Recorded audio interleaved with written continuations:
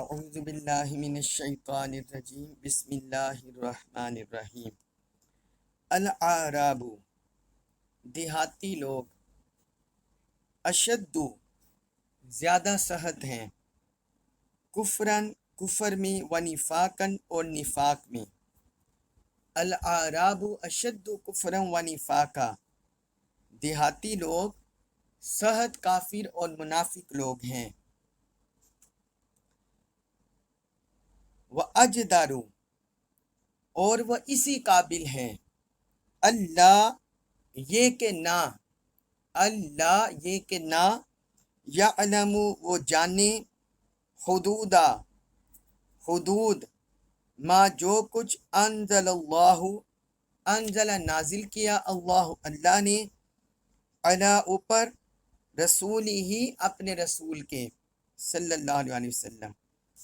وَأَجْدَرُ أَلَّا يَعْلَمُوا حُدُودَ مَا أَنزَلَ اللَّهُ عَلَى رَسُولِهِ، اور اپنے کفر و نفاق کی شدت کے باعث وہ اسی قابل ہیں کہ ان حدود و احکام سے جاہل رہیں جو اللہ نے اپنے رسول صلی اللہ علیہ وسلم پر نازل کیے ہیں۔ واللہ اور اللہ، علیم خوب جاننے والا، حکیم بڑی حکمت والا ہے۔ واللہ علیم حکیم، اور اللہ خوب جاننے والا، بڑی حکمت والا ہے۔ اب اس آیت مبارکہ میں اللہ رب العزت نے جو دیہات میں رہنے والے، جنگلوں میں رہنے والے ان لوگوں کے بارے میں ذکر کیا ہے۔ دیہات کے رہنے والے، جنگلوں میں رہنے والے اس لیے منافقت میں سخت ہوتے ہیں اور کفر میں سخت ہوتے ہیں کہ وہ تعلیم و تعلم سے محروم ہوتے ہیں، نہ انہیں کسی اہل اللہ کی صحبت میسر آتی ہے، نہ کسی اہل علم کی مجلس میں بیٹھتے ہیں، نہ قرآن و سنت کے احکام سے آشنائی ملتی ہے۔ وہ چونکہ دور دراز خطوں میں رہتے ہیں، شہروں سے دور، کسی گاؤں میں، کسی جنگل میں، اس لیے اللہ رب العزت نے فرمایا کہ جو اللہ اور اللہ کے رسول کے احکام سے محروم ہوتے ہیں، لہٰذا وہ کفر میں اور منافقت میں بھی زیادہ سخت ہوتے ہیں، اپنی جہالت کی وجہ سے، لا علمی کی وجہ سے، قرآن و سنت سے دوری کی وجہ سے، صحبت صالحین سے محرومی کی وجہ سے۔ پھر آگے فرمایا وَأَجْدَرُ أَلَّا يَعْلَمُوا حُدُودَ مَا أَنزَلَ اللَّهُ عَلَى رَسُولِهِ، اور وہ اسی قابل ہیں کہ جو احکام، جو حدود اللہ نے اپنے رسول صلی اللہ علیہ وسلم پر اتارے ہیں، وہ ان کو نہ جانے اور ان سے جاہل رہیں، کیونکہ وہ اللہ اور اللہ کے رسول کی قربت سے، تعلیمات سے دور ہوتے ہیں۔ اس لیے اللہ تعالیٰ نے فرمایا کہ کفر اور نفاق میں سختی کے باعث وہ اسی قابل ہیں کہ وہ ان سے محروم رہیں۔ جب ان کی یہ کفر میں سختی دور ہوگی اور منافقت میں سختی دور ہوگی، تب وہ اس قابل ہوں گے کہ اللہ اور اللہ کے رسول کے احکام کو سمجھ سکیں، اللہ اور اللہ کے رسول کے احکام کو سمجھ سکیں۔ اس پر حضور صلی اللہ علیہ وسلم کی ایک حدیث بھی ہے۔ حضرت عبداللہ بن عباس رضی اللہ عنہما روایت کرتے ہیں کہ حضور نبی اکرم صلی اللہ علیہ وسلم نے فرمایا، جو شخص جنگلوں میں رہتا ہے وہ سخت دل ہوتا ہے، جو شخص جنگلوں میں رہتا ہے وہ سخت دل ہوتا ہے، اور جو شخص شکار کے پیچھے جاتا ہے وہ غافل ہو جاتا ہے، اور جو شخص بادشاہ کے دروازوں پر بیٹھتا ہے وہ فتنوں میں مبتلا ہو جاتا ہے۔ یہ سنن ترمذی میں حدیث ہے، حدیث نمبر 2256، اور سنن ابی داؤد میں حدیث نمبر 2859۔ مطلب یہ ہے کہ صحبت صالحین اہل اللہ سے محروم رہنے والا، تعلیم سے محروم رہنے والا، وہ اسی طرح کی کساوت قلبی کا شکار ہو جاتا ہے۔ جو جتنا زیادہ اللہ اور اللہ کے رسول کی تعلیمات کو سنتا ہے، اپنے دل میں جگہ دیتا ہے، اس کے دل میں اتنی نرمی آتی چلی جاتی ہے۔ پھر آگے فرمایا واللہ علیم حکیم، اللہ خوب جاننے والا، بڑی حکمت والا ہے۔ کہ ان کی کساوت قلبی کس وجہ سے ہے، اللہ تعالیٰ جانتا ہے اور وہ حکمت والا ہے۔ اس کے بعد ہے سورۃ التوبہ آیت نمبر 98، اس میں ارشاد فرمایا وَمِنَ الْأَعْرَابِ، اور دیہاتیوں میں سے، دیہاتی لوگوں میں سے، میں وہ شخص بھی ہے یتخذ، جو قرار دیتا ہے، پکڑ لیتا ہے، ما جو کچھ ينفق وہ خرچ کرتا ہے، مغرمن تاوان، وَمِنَ الْأَعْرَابِ مَن يَتَّخِذُ مَا يُنْفِقُ مَغْرَمًا، اور فرمایا دیہاتی گنواروں میں سے، ان جاہلوں میں سے کوئی ایسا شخص بھی ہوتا ہے جو کچھ وہ خرچ کرتا ہے اسے تاوان قرار دے دیتا ہے۔ وَيَتَرَبَّصُ، اور وہ انتظار کرتا ہے، بِكُمْ تم پر، الدَّوَائِرَ زمانہ کی گردشوں کا، وَيَتَرَبَّصُ بِكُمُ الدَّوَائِرَ، اور تم پر زمانہ کی گردشوں کا انتظار کرتا رہتا ہے، یعنی مصائب و آلام کا، علیہم ان پر ہے، دائرۃ السوء، دائرۃ گردش، السوء بری، علیہم دائرۃ السوء بری گردش انہی پر ہے، جو بلا اور مصیبت ہے وہ انہی پر ہوگی۔ واللہ، اور اللہ، سمیع خوب سننے والا، علیم خوب جاننے والا ہے۔ اللہ خوب سننے واللہ سمیع علیم، اور اللہ خوب سننے والا، خوب جاننے والا ہے۔ پچھلے آیت میں اللہ رب العزت نے اعراب جو دیہاتوں میں رہتے ہیں، جنگلوں میں رہتے ہیں، ان کے کفر و نفاق کی سختی کا ذکر کر دیا۔ اب ان میں سے ایک طبقے کا ذکر کیا جو اللہ کی راہ میں خرچ کردہ مال کو تاوان سمجھتے ہیں، یعنی تاوان کہ جو کسی پر ٹیکس ظلم کی وجہ سے عائد کر دیں، وہ سمجھتے ہیں کہ یہ ہمارے اوپر جگہ ٹیکس ہے، اس طرح سمجھتے ہیں، یا کوئی ٹیکس،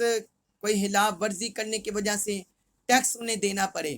تو تاوان اسے سمجھتے ہیں۔ تو اللہ رب العزت نے فرمایا کہ ان اعراب میں سے کوئی ایسا بھی ہے من یتخذ ما ينفق مغرما، کہ جو کچھ وہ خرچ کرتا ہے وہ اسے تاوان قرار دے دیتا ہے۔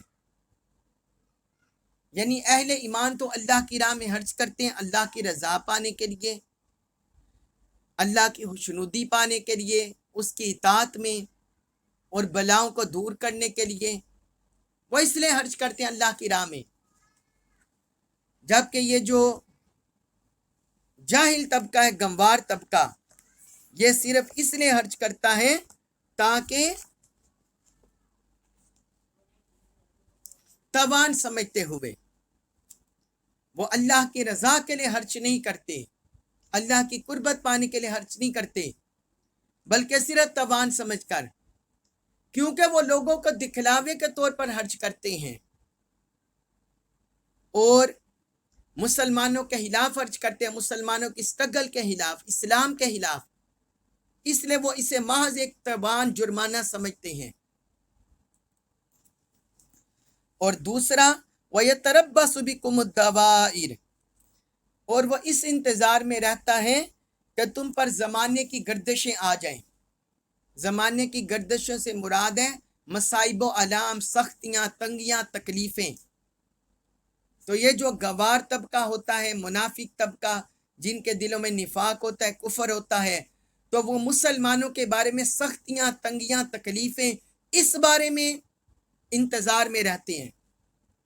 وہ سمجھتے ہیں یہ مسلمان جو اللہ کی راہ میں خرچ کر رہے ہیں، مخلوق کو کھلا رہے ہیں اللہ کی خوشنودی میں،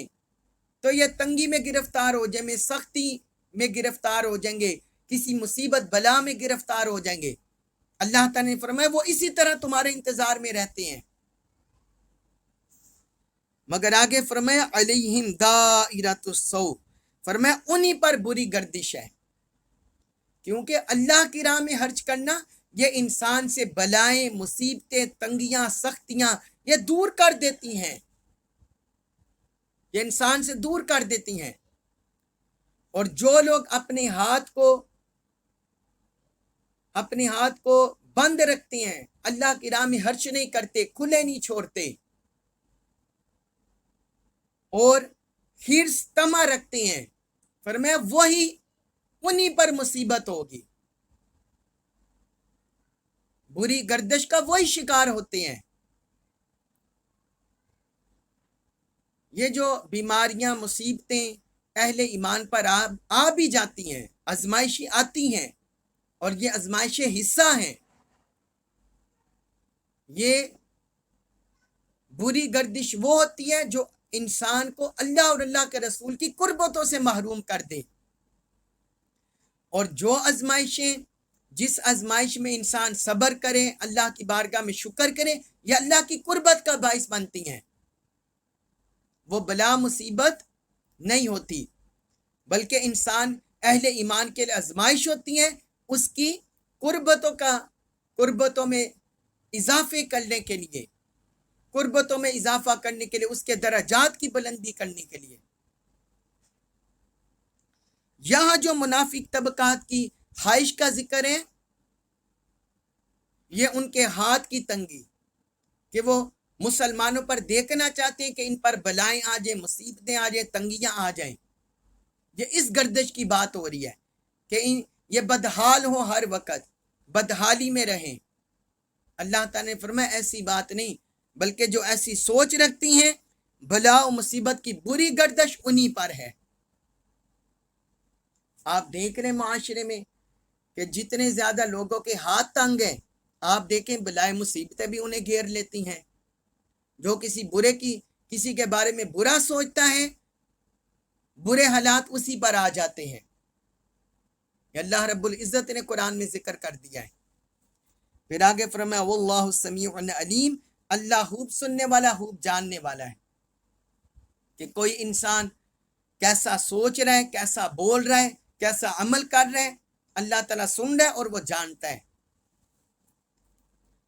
اس کے بعد ہے آیت نمبر 99 سورۃ التوبہ، اس میں ارشاد فرمایا وَمِنَ الْأَعْرَابِ، اور بادیاں نشینوں میں سے، دیہاتیوں میں سے، میں وہ شخص ہے یؤمن جو ایمان رکھتا ہے باللہ اللہ پر، والیوم الآخر اور دن آخرت پر۔ فرمایا اور ان صحرا نشینوں میں سے، بادیاں نشینوں میں سے وہ شخص بھی ہے جو اللہ پر اور یوم آخرت پر ایمان رکھتا ہے۔ وَيَتَّخِذُ اور وہ قرار دیتا ہے، ما جو کچھ ينفق وہ خرچ کرتا ہے، قربات قربتوں کا باعث، عند اللہ اللہ کے نزدیک، جو کچھ وہ خرچ کرتا ہے وہ اسے اللہ کی بارگاہ میں قربتوں کا باعث سمجھتا ہے۔ وصلوات الرسول، وصلوات اور دعاؤں کا باعث، الرسول رسول صلی اللہ علیہ وسلم، اور رسول صلی اللہ علیہ وسلم کی دعائیں لینے کا باعث قرار دیتا ہے۔ سبحان اللہ۔ الا خبردار، غور سے سن لو، انہا بے شک وہ، قربتن قربت ہے، لہم لیے ان کے۔ فرمایا غور سے سنو، انہا قربت لہم بے شک وہ ان کے لیے قربت کا باعث ہے۔ سیدخلہم اللہ، سیدخلہم ان قریب، یدخل داخل کرے گا ہم انہیں اللہ فی میں رحمت ہی اپنی رحمت میں، سیدخلہم اللہ فی رحمتی تو جلدی اللہ انہیں اپنی رحمت میں داخل کر دے گا۔ ان اللہ بے شک اللہ، غفور الرحیم غفور بڑا بخشنے والا، رحیم نہایت مہربان ہے۔ ان اللہ غفور الرحیم بے شک اللہ بڑا بخشنے والا، نہایت مہربان ہے۔ اب اس آیت مبارکہ میں اللہ رب العزت نے ان آرام میں سے پہلے طبقے کا تو وہ جو حریص طمع رکھنے والا اس کا ذکر کر دیا، لالچی۔ اب اس آیت مبارکہ میں ان صحرا نشینوں کا تذکرہ کیا ہے جنہوں نے اللہ کے رسول صلی اللہ علیہ وسلم کی قربت اختیار کر لی،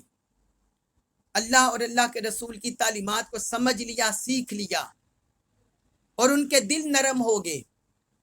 اللہ اور اللہ کے رسول کی طرف مائل ہو گئے، اور وہ اللہ پر ایمان لے آئے، اللہ کے رسول پر ایمان لے آئے، یوم آخرت پر ایمان لے آئے۔ اب یہاں ان نرم دل رکھنے والے دیہاتیوں کا ذکر ہے۔ فرمایا وہ وَمِنَ الْأَعْرَابِ مَن يُؤْمِنُ بِاللَّهِ وَالْيَوْمِ الْآخِرِ، تو ان میں سے آرام میں سے ایسا بندہ بھی ہے جو اللہ پر، یوم آخرت پر ایمان رکھتا ہے۔ وَيَتَّخِذُ مَا يُنْفِقُ قُرْبَاتٍ عِندَ اللَّهِ وَصَلَوَاتِ الرَّسُولِ، اور جو کچھ وہ خرچ کرتا ہے وہ سمجھتا ہے کہ اس کے ذریعے مجھے اللہ کے ہاں قربتیں ملیں گی اور رسول مکرم صلی اللہ علیہ وسلم کی رحمتیں اور دعائیں ملیں گی۔ یعنی وہ اپنے خرچ کیا ہوئے کو کوئی تاوان نہیں سمجھتا، کوئی جرمانہ نہیں سمجھتا، کوئی اپنے اوپر بوجھ نہیں سمجھتا، اور کوئی اللہ اور اللہ کے رسول پر بوجھ نہیں سمجھتا، یا یہ نہیں سمجھتا میں ان پر احسان کر رہا ہوں، اللہ اور اللہ کے رسول پر، اللہ کے دین پر کوئی احسان کر رہا ہوں، مخلوق خدا پر احسان کر رہا ہوں، نہیں۔ فرمایا وہ اس وجہ سے خرچ کرتا ہے اللہ کی قربتیں پانے کے لیے اور رسول مکرم صلی اللہ علیہ وسلم کی دعائیں لینے کے لیے، رحمت لینے کے لیے، وہ اس نیت سے خرچ کرتا ہے۔ اس میں مفسرین نے بھی بیان کیا ہے کہ یہ جو پچھلی آیت ہے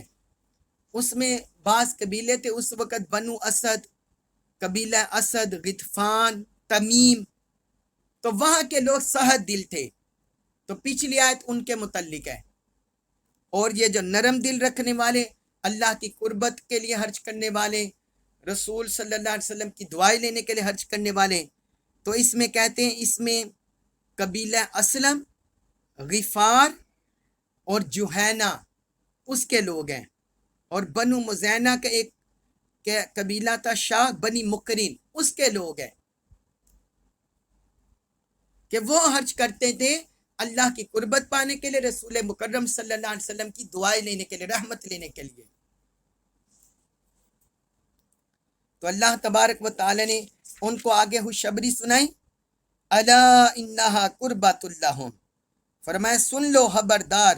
انہا قربۃ لہم، بے شک انہی کے لیے قربت ہے، انہی کے لیے قربت ہے، ان کو اللہ کا تقرب ملے گا،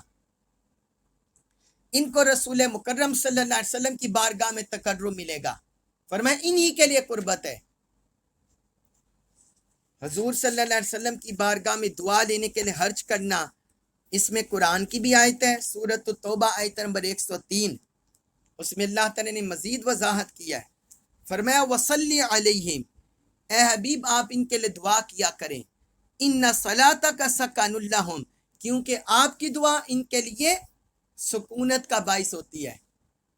یہ سورۃ التوبہ آیت نمبر 103 میں اللہ رب العزت نے ذکر کیا۔ اس طرح حضرت عبداللہ بن ابی اوفا رضی اللہ عنہ وہ بیان کرتے ہیں